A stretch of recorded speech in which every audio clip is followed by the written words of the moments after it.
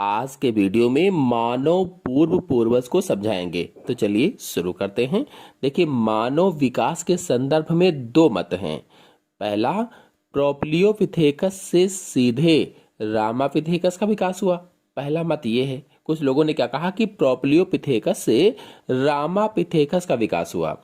और दूसरा मत है कि प्रोप्लियोपिथेकस से ड्रायोपिथेकस विकसित हुए, जिनके बाद में काफी और मानव का विकास हुआ। देखिए, प्रोप्लियोपिथेकस जीवाश्म कैसे थे, इनके बारे में थोड़ी जानकारी आपको बता देते हैं।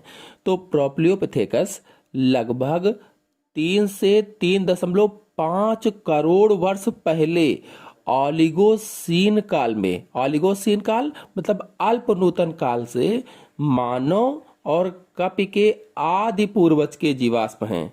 आदि पूर्वज के जीवाश्म प्रोप्लियोपिथेकस, और इनके लक्षण बंदरों से कम लेकिन कपियों और मानव से अधिक मिलते हैं। किसके? तो प्रोप्लियोपिथेकस से बंदर से कम लक्षण मिलते हैं, लेकिन कपि से और मानव से इनके लक्षण अधिक मिलते हैं। इनका कद छोटा और पैर बंदरों जैसे थे।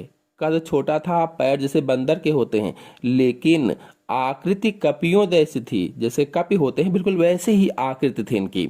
और इनका दंत सूत्र 2, 1, 2, 3 तथा जो मोलर दांत हैं, मोलर दंतों पर कपियों के समान 5-5 कप्स भी थे। इन्हें ऐसे आदि कपि माना जाता है जिनसे कपियों और मानव के विकास का प्रारंभ हुआ था। तो ड्रायोपिथेकस, इसके जीवाश्म भी उत्तरी अफ्रीका, एशिया और यूरोप में मध्य नूतन यानी मियोसीन तथा प्रारंभिक अति नूतन यानी प्लियोसीन युग से प्राप्त हुए हैं। तो जो ड्रायोपिथेकस है, इसके जीवाश्म कहाँ कहाँ से प्राप्त हुए हैं? उत्तरी अफ्रीका से, एशिया से, यूरोप में प्राप्त हुए हैं मियोसीन काल में या प्रारंभिक प्लियोसीन युग से। यह चिंपैंजी से मिलता जुलता था। जैसे चिंपैंजी होते हैं, बिल्कुल उन्हीं से मिलता जुलता था। यह आदि कपि झुककर चारों पैरों पर चलता था। झुककर चलता था, चारों पैरों पर चलता था।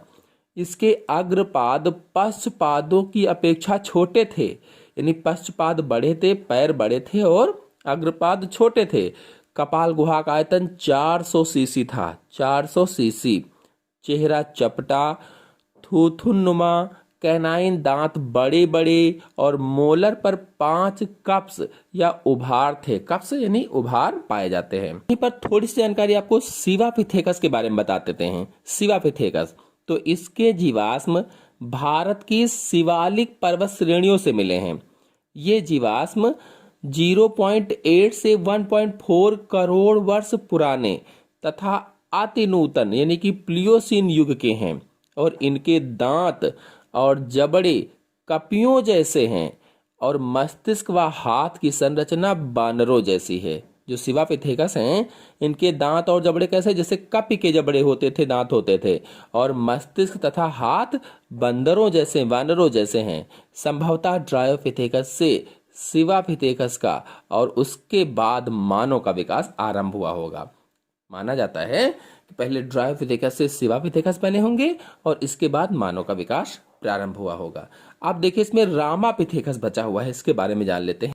तो रामापिथेकस, इसके दांत और जबड़ों के खंडों के जीवाश्म मियोसीन काल की चट्टानों से मिले हैं। जो रामापिथेकस है, इसका जीवाश्म कहाँ से मिला है? तो मियोसीन काल की चट्टानों से प्राप्त हुआ है। और क्या क्या जीवाश्म प्राप्त हुआ है? दांत और जबड़ों के खंड। इसका पहला जीवाश्म भारत की शिवालिक पहाड़ियों से लेविस को मिला था और बाद में लीकी को मिला। पहला जीवाश्म किसको मिला? भारत की शिवालिक पहाड़ियों से लेविस को, बाद में लीकी को सन 1955 में चीन और अफ्रीका से मिले हैं। ये जीवाश्म लगभग 1.4 करोड़ वर्ष पुराने। ये आदि मानव शायद खड़े होकर चलते थे और इनके दांतों की संरचना तथा विन्यास मनुष्य जैसा था। खड़े होकर भी चलते थे रामापिथेकस, और इनको दांतों की जो संरचना है वो कैसी थी? मनुष्य जैसी थी। और इनका पोषण स्वभाव भी मनुष्य जैसा ही था, मनुष्य जैसे ही खाते थे।